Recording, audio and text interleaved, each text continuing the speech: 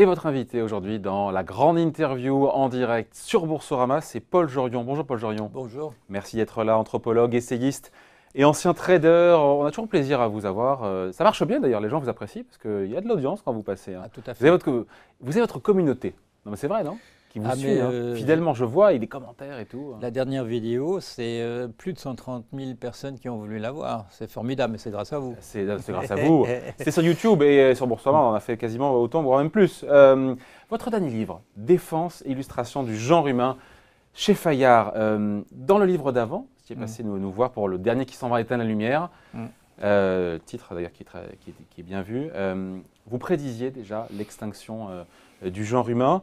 Vous vous rappelez dans ce livre-là, dans le nouveau, hein, que votre but, c'est pas de vendre des livres, mais d'éveiller, voilà, éveiller un petit peu les consciences. Mais le constat que vous faites quelques années après, c'est que vous avez entre guillemets un peu prêché dans le désert. Vous dites, mes efforts sont restés vains, le temps presse, tout se défait autour de nous. Vraiment, rien n'a été fait. Qu'est-ce qui vous permet d'affirmer que la fin est proche, là, honnêtement?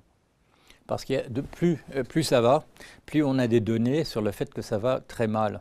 On parlait il y a quelques années d'une température qui allait peut-être augmenter de 2 degrés au cours du siècle. Maintenant, on dit 4 probablement, peut-être même 6, etc. C'est une catastrophe, ça. Oui, catastrophe, mais entre le moment où à Kyoto, on dit on va tous se mettre d'accord pour baisser l'utilisation des carburants fossiles, etc., depuis qu'on se met tous d'accord, la consommation a augmenté encore de 60%. C'est-à-dire que même quand on dit qu'on va faire plein de choses, la machine est lancée à une telle allure que ce n'est pas possible.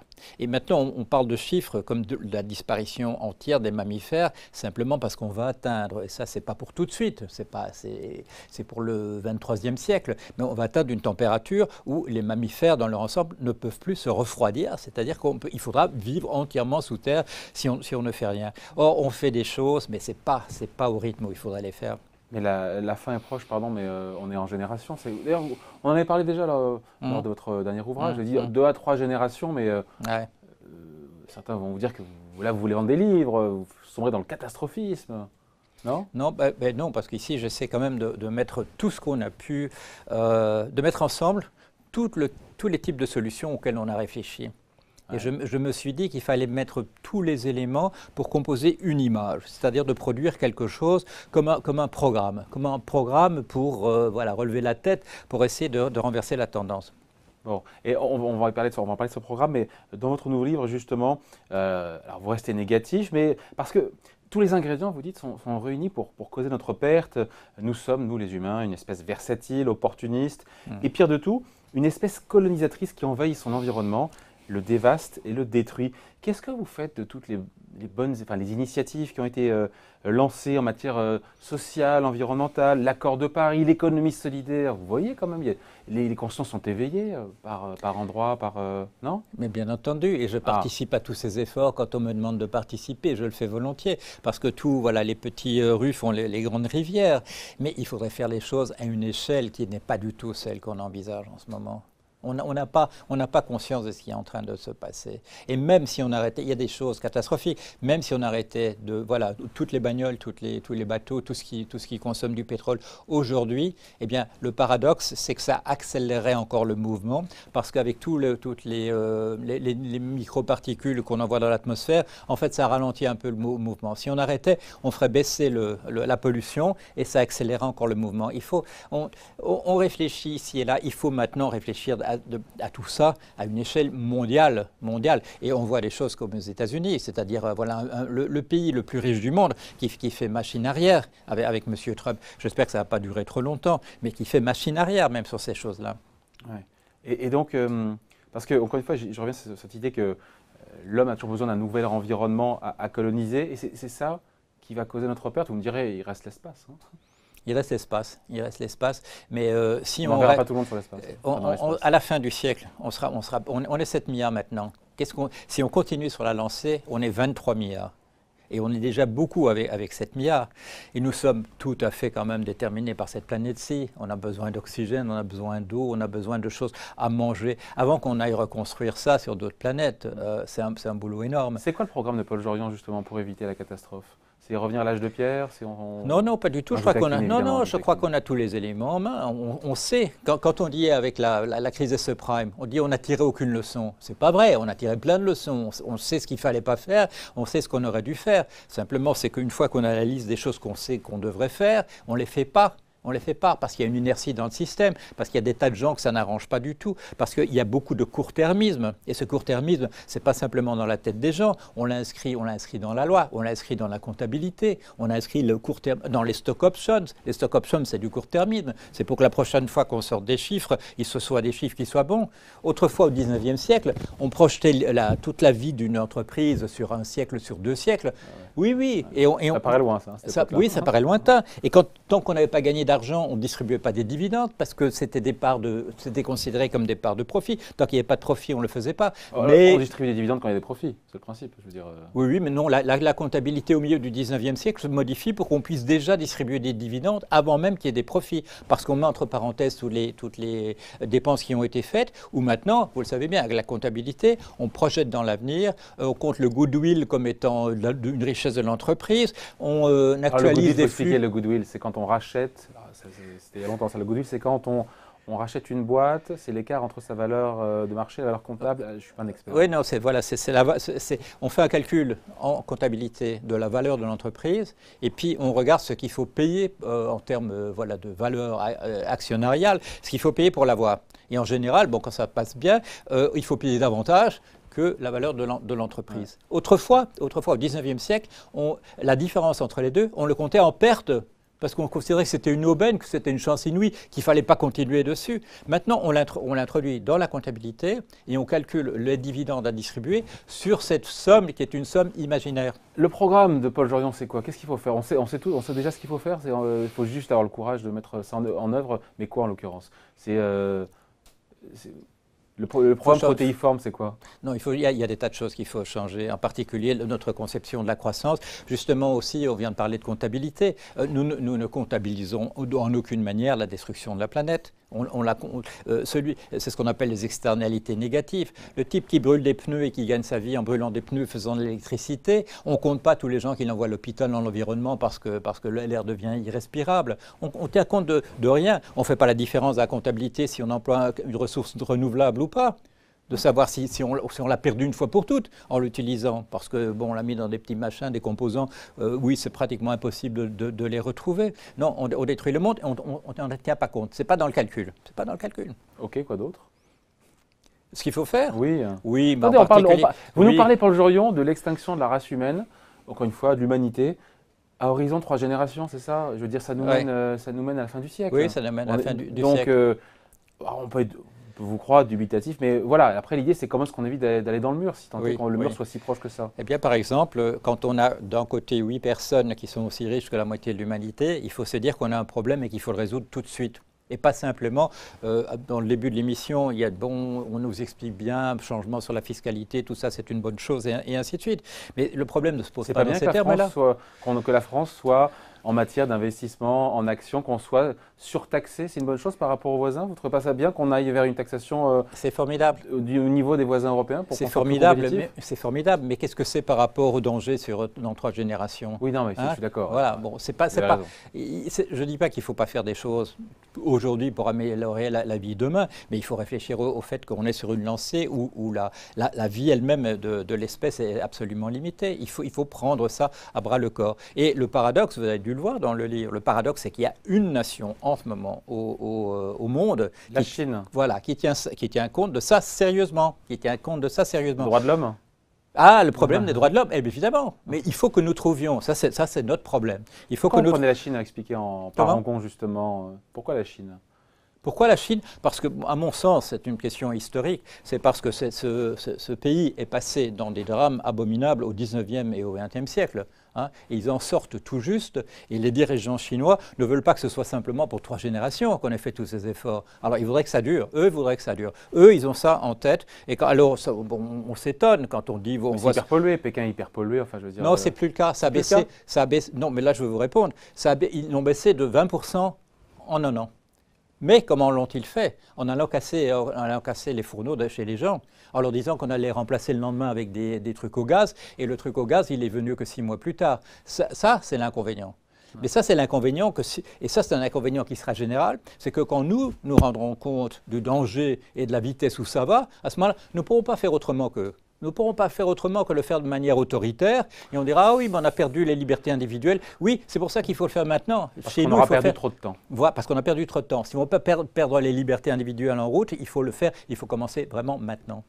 Vous abordez un point très intéressant, sinon Paul Jorion, l'intelligence artificielle avec cette question. Notre destin est-il d'être remplacé par des machines? Pardon de schématiser un peu votre pensée, mais selon vous, l'homme sera remplacé par la machine le jour où des robots seront capables de fabriquer d'autres robots de manière totalement automatisée. La question, c'est, on est vraiment en train d'atteindre ce processus? Ouais. Quand ça? Oui. Non, ça, c'est ça le paradoxe. Le paradoxe, c'est qu'on est bien lancé, et là, on est en bonne voie, et ça va se faire très, très rapidement, de faire des pseudo-êtres humains, qui seront ces robots qu'on voit là. Un peu comme dans Westworld, la série Westworld. Vous avez vu? Non, sur je n'ai HBO? pas vu ça. Non. C'est exactement ça. Ah bon, d'accord. Mais ça, on va arriver à le faire. Mais à renverser la température sur le globe et empêcher l'eau de monter, ça, on ne pourra pas le faire. C'est terrifiant. Oui, voilà. Et donc, on aura... Des robots avec des émotions? Oui, ah bah oui, bon, là, moi j'ai travaillé là-dessus personnellement. Voilà, quand j'ai fait de la recherche en intelligence artificielle, c'était un petit peu l'originalité de ce que j'avais proposé, c'était d'introduire un système d'émotion à l'intérieur du logiciel, et ça marchait très bien. Et en fait, curieusement, si on mettait une dynamique d'émotion à l'intérieur de la machine, elle faisait des raisonnements, je dirais, logiques automatiquement, et elle avait envie d'apprendre, elle faisait de l'apprentissage automatiquement aussi. Oui. Ouais. Enfin, les robots, encore une fois, pourront nous remplacer le jour où ils auront éventuellement des émotions. On n'en est pas encore là quand même. Ben, écoutez, j'ai écrit ça en 89, donc c'est pas très compliqué. Oui. Ouais. On peut le faire, c'est parce qu'on n'a pas encore eu envie de le faire. Mais on peut le faire facilement. Ça va tout ça va très très vite. Hein, Qu'est-ce qui va détruire le plus d'emplois? Je reviens aussi à notre sujet, Corama. C'est l'intelligence artificielle? Est-ce que ça va détruire des emplois, ou est-ce que, vous écrivez, hein, c'est l'informatique de base qui a détruit beaucoup d'emplois. Bien sûr. Mais justement, ça sera puissance 1000 avec ah oui, ça va. C'est-à-dire l'IA va toucher d'autres personnes. Alors, les sténodactylos, c'est de l'informatique de base. Quand on a fait les logiciels de traitement de texte, c'était des bases de données, c'était de remplacer des caractères sur un écran. C'était de l'informatique, je dirais, de base, et toutes les sténodactylos ont disparu. Ouais. Après, on a remplacé les gens dans les chaînes d'assemblage avec des robots qui n'était pas nécessairement de l'intelligence artificielle. Maintenant, l'intelligence artificielle, c'est quoi? C'est quand on voit qu'un médecin oncologue qui s'occupe du cancer, qui fait des erreurs de diagnostic de 5%, et que le système intelligent d'intelligence artificielle lui fait des erreurs que de 1%. Alors, on va remplacer rapidement le médecin.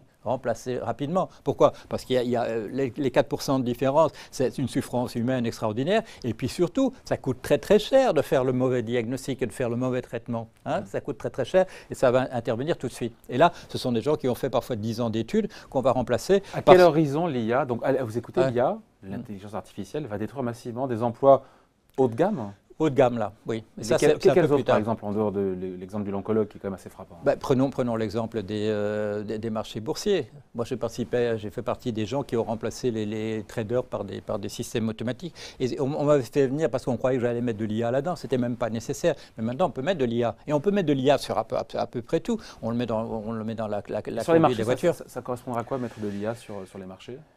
C'est-à-dire que les raisonnements qui seront faits, ce seront des apprentissages qui seront de type qu'on appelle boîte noire. La machine va apprendre à faire les choses. De la même manière que on nous avait dit il y a quelques années, le jeu de Go, vous savez, une machine ne pourra jamais le faire, un robot ne pourra jamais le faire, parce qu'il y a de l'intuition. Alors, la machine, maintenant, elle bat tout le monde, hein, tous les champions, elle les bat de 10 à 0, etc. Et on demande au programmeur, il dit, vous avez mis de l'intuition là-dedans? Il dit non, ça c'est venu tout seul. Les grands champions de poker qui ont été battus maintenant par l'intelligence artificielle. Donc des millions d'emplois vont être sacrifiés, seront sacrifiés oui, bien entendu. Du fait de l'intelligence artificielle. Sauf si on a des politiques. Il y a deux possibilités. On fait des politiques pour empêcher de remplacer par des robots. Mais d'une certaine manière, en France, il y a moins de robots qu'ailleurs. C'est parce qu'il y a une politique, on essaie de garder les gens au boulot. Ça c'est une chose. Je voulais dire une deuxième chose qui ne me revient pas. Bon, ça reviendra peut-être tout à l'heure. C'est intéressant, parce que on parle effectivement des marchés financiers.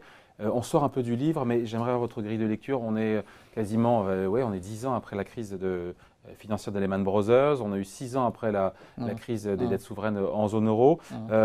Est-ce qu'inévitablement, on se rapproche de la prochaine ou pas du tout parce que les banques centrales sont là, les banques sont mieux capitalisées, on a tiré les leçons. Vous en pensez quoi? Regardez ce qui se passe avec l'euro. L'euro n'a pas été réparé après les crises de 2010 et de 2012. Et regardez maintenant, il suffit qu'il y ait un gouvernement d'un autre type en Italie pour qu'on prévoie à terme la sortie de l'Italie. Parce qu'il n'y a pas assez de solidarité. Il n'y a pas de solidarité, en zone euro, mais bien entendu. L'erreur consubstantielle, congénitale de la construction de l'euro. On a mis une monnaie sans avoir derrière. Voilà, il y a des morceaux essentiels qu'on n'a pas mis, comme la mutualisation de la dette, un ministre des Finances, un budget des finances. Un vrai budget, pas un budget rikiki, comme on dit. Mais d'où, encore une fois, donc pour vous, chaque jour qui passe, on se rapproche d'une prochaine crise, mais personne ne sait, encore une fois, ni quand, ni où, d'où elle pourra venir.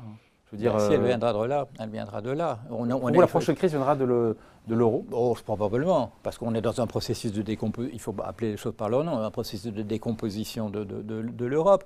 En France, on est passé pas loin quand même. Alors on a encore un gouvernement, je dirais, de type traditionnel, centriste, comme on dit, mais tout autour de nous, il n'y a pas que la Pologne et la Hongrie, il y a l'Autriche avec des gens d'extrême droite au gouvernement.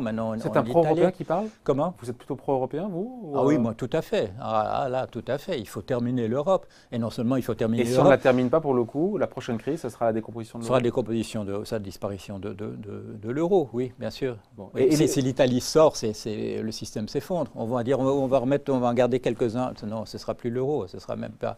Non, ce sera une marche arrière. La dette, je parle aussi de la dette. Personne ne parle de la dette. On n'a jamais eu autant de dettes dans le monde qu'aujourd'hui. Est-ce que les économies, les marchés sont capables de supporter les taux d'intérêt plus élevés tellement il y a de dettes? Parce qu'aujourd'hui, avec les taux d'intérêt qui sont bas, on ne sent pas trop il y a la morphine, on ne sent pas, mais ou alors on est le Japon, ou alors le monde reste le Japon, enfin l'Europe, les États-Unis, comme le Japon, avec des taux d'intérêt bas jusqu'à l'infini. Et comme vous le savez, il y a deux raisons pour les taux d'intérêt.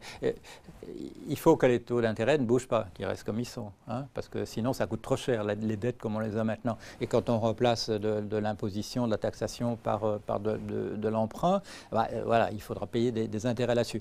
Mais vous le savez, un taux d'intérêt, ça monte pour deux raisons possibles.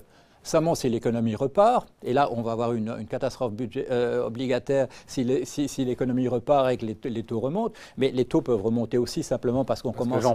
Parce que les gens ont peur. Parce que les gens ont peur, parce qu'on inclut des primes de risque de crédit que les gens ne rembourseront pas, ou dans le cas de l'Italie, on a introduit dans les taux qu'on leur demande une prime de risque de conversion, c'est-à-dire qu'ils sortent et qu'ils remboursent après en lire, avec une lire qui sera complètement... En monnaie de singe, comme on dit. Voilà, une lire qui sera dévaluée, qui reflètera l'état actuel de l'économie et tous les prêts non remboursables de l'Italie. Qui a sauvé la zone euro? Whatever it takes. On se rappelle cette phrase de Mario Draghi à l'été 2012. C'est les banques centrales, notamment la BCE, qui nous a largement sorti de l'ornière lors de la dernière crise en zone euro. Est-ce qu'elles seront là au-delà de la BCE, la Fed? Elles feront de la réassurance, ça sera le prêteur en dernier recours. Vous ne faites pas confiance, vous, aux banques centrales pour nous aider à sortir de la prochaine crise? Elles seront toujours là, finalement? Oui, mais ça dépend. Tout dépend du rôle que jouent les gens qui sont à la tête des banques centrales. Parce que si vous vous souvenez bien, quand M. Draghi a pris... En fait, il a pris le pouvoir au niveau européen. Parce qu'il n'y a pas un président de l'Europe. Parce qu'il n'y a pas un président de l'euro. La nature a horreur du vide. Comment? La nature a horreur du vide. Mais vous vous souvenez, M. Weidmann, à la tête de la Bundesbank, il a dit qu'est-ce que c'est que ce coup d'État? Et il avait raison, c'était un coup d'État. Mais c'est un coup d'État... Comment? Pour le bien commun, de l'euro. Il l'a fait. Mais ce n'est pas dans son rôle, ce n'est pas dans la description de son poste de faire ça. Il faudrait qu'il y ait quelqu'un à qui ce soit dans la description de son poste de faire ce que M. Draghi a fait à cette fois-là. Et imaginons que Draghi soit remplacé par Weidmann et que Weidmann avait critiqué Draghi quand il l'avait fait. Weidmann ne le fera pas. Il ne jouera pas le rôle. Il ne s'improvisera pas comme président européen, sauf à se dédire par rapport à la critique qu'il avait fait vis-à-vis de Draghi. Donc, non, il faut qu'il y ait quelqu'un qui ait le droit que ce soit inscrit dans les textes, il ait le droit de dire des choses. Mais au-delà de la Banque centrale européenne, la Fed, encore une fois, on se dit qu'elle aura des marges, elle remonte ses taux d'intérêt, la Fed, elle aura des marges de manœuvre et on fera des QE à l'infini s'il le faut pour relancer la machine. Et aux États-Unis, avec un président qui ne comprend pas du tout comment fonctionne une monnaie, Parce qu'il y a on parle de Donald Trump, là. De Donald Trump, qui dit un déficit, alors il ne comprend pas que c'est parce que le dollar est une devise de référence. Il ne comprend pas que c'est pour ça qu'il y a un déficit, que c'est pour ça que les Américains doivent injecter des dollars en achetant quelque chose pour qu'il y ait des pétrodollars, pour qu'il y ait des dollars qui circulent. Et ça, il n'y a personne autour de... Pourquoi? Parce qu'ils sont autour de gens absolument incompétents en matière américain, ça vient du fait que les Américains vivent au-dessus de, de leurs moyens. Oui, mais nous voulons ça. Tant que nous achetons du pétrole avec des dollars, il faut qu'il y ait des dollars que les Américains injectent dans le système. Et ça, Trump, il ne le sait pas. Et il a M. Navarro à côté de lui, qui est un économiste de très bas niveau, qui ne le sait pas non plus. Mais voilà, je vous parle du patron de la Fed. Le patron de la Fed qui, lui, pour le coup, sera là lors de la prochaine crise, encore une fois, pour baisser les taux d'intérêt et pour tourner la planche à billets, refaire des rachats d'actifs massifs sur les marchés. Non, vous n'y croyez pas, vous? C'est-à-dire qu'il faudra surtout s'arranger pour qu'il n'y ait pas un président qui puisse virer le président de la Fed quand il lui dit quelque chose qui le dérange. Ça sera son intérêt. Comment? Le président américain aura le même intérêt d'éviter une crise en laissant faire le patron de la Fed. Oui, mais est-ce que ce bonhomme fait les choses en suivant son intérêt? Ce n'est pas comme ça qu'il fonctionne. Hein. Bon, il y a un livre en tout cas, celui de Paul Jorion, il vient de sortir chez Fayard, Défense et illustration du genre humain, anthropologue, essayiste et ancien trader. Merci Paul Jorion. Merci à vous.